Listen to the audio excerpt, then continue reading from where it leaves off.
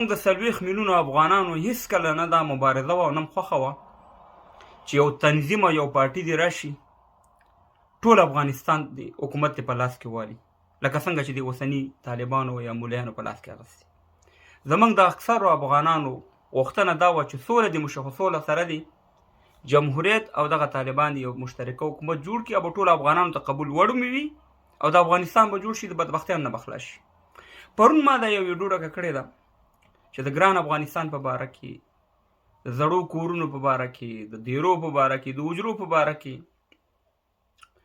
او د مسافر ولې خپل وطن یا د لر و بر افغان پښتني خاورې په باره کې. نو ما ته بعضې ملګرو لیکلي دي چې یا بعضې پښتنو چې ته ولې افغانستان ته نه ځې او څه مشکل دی درته، او بعضې پکې لیکلي چې ته د طالبان نه بخښنه وغواړه، تا ته څه وایي او ته ورشه او ولې په خارج کې ناست یې. ډېرو کم تعداد دا دغه لیکلی، نور ویډیو خلکو خوښه کړې. وروره خبره زما نه ده چې زه ځم او که زه نه ځم، خبره د مسافرۍ ده. زه چې کال راغلی زه 3 ځله تللی په یو کال کې په جمهوریت کې افغانستان ته، خو خبره دا ده چې یو ځل مسافر شي ډېره مشکله ده که خپل وطن ته وګرځي، خو وطن خو سړي ته یادېږي که نه. او زه ما چې شی کړی چې زه د تعلیم نه ویرېږم، تعلیم مې ټانګ پورې تړلی، ډرون وانې مې پې حملې کړي دي، د امریکایانو سره یو ځای پاتې شوی یم، د برطانیانو سره یو ځای پاتې شوی یم، یا چې ته په حکومت کې مې غټه وظیفه وه، خو د میډیا له لارې خبرې دي او موږ هم کړي او ډېرو خلکو کړي او بیا هم یې کوو او نه یېرېږو نه ټیټېږو. خو خبره دا ده ورونو چې موږ داسې افغانستان نه غوښتو لکه موجوده چې دی، چې یو ورکوټی فیصد خلک دې راځي او د ټولو 40 میلیونو افغانانو حق ته خوري. زما خپله مبارزه دا وه چې یاره زه لاړ شم ګران کابل جان ته، ورشئ موبین سره زما لایفونه پراته دي، او لاړ شم او د افغانستان کې امریکایان ته دي خارجیان، موږ یې نه غواړو، او دې طرف ته مې ملي اردو والی، دې طرف ته مې طالب، او دواړه داسې راغاړې باسم او سینې ته یې راجوخ کړم. موږ داسې افغانستان غوښتو. په دغسې افغانستان کې زه څه وکړم چې زه لاړ شم؟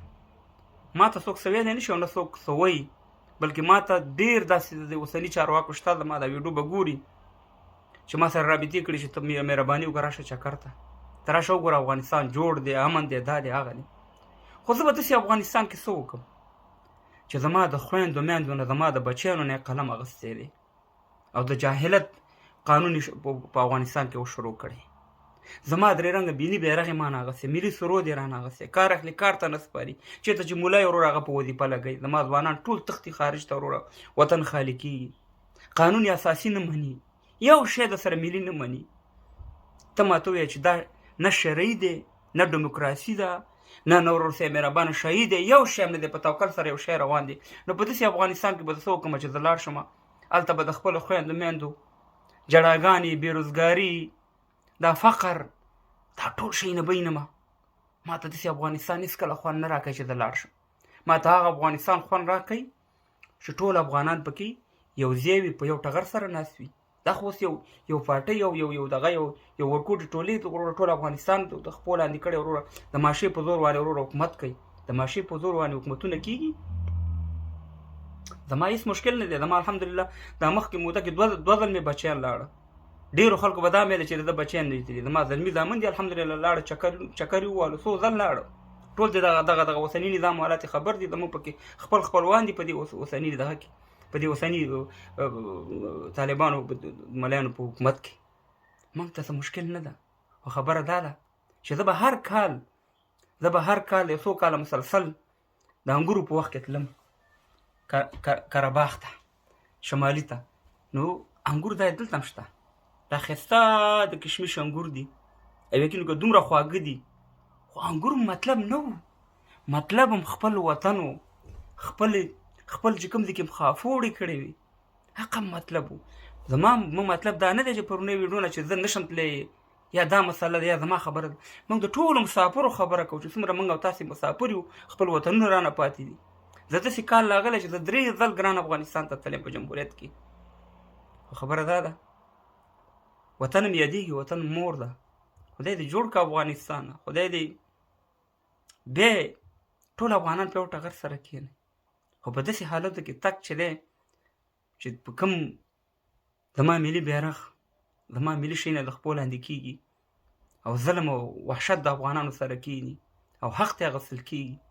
زه د طالبانو بیرغ ته احترام لرم، خو هېڅ مې په زړه نه ځایږي چې د یو تنظیم بیرغ د ملي بیرغ په ځای لګېدلی او تر مرګ تر ورځې پورې به موږ خپله مبارزه جاري ساتو، د حق مبارزه به کوو، نه به ټیټېږو نه به هېرېږو.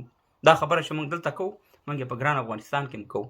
نو موږ ته دا خلک نه وایي چې یا تتلی نه شي یا معافي وغواړه. معافي دې موږ نه دغه اوسني نظام والا وغواړي چې د 40 میلیونه افغانانو حق یې خوړلی دی او خپله زورواکي هغې نظام هغې پخواني جمهوریت کې هم ټوپک سالاران جنګ سالارانو او دم ټوپک سالاران او جنګ سالاران دي، د ټوپک په زور باندې حکومت کوي او دا حکومتونه نه کېږي تر څو پورې چې ملي حکومت نه جوړ او زموږ ملي شی نه فعال شوي نه افغانستانه خدای په امان تر مرګ د ورځې پورې به دې یادوو. خدای دې راته جوړ کړه ګران افغانستان.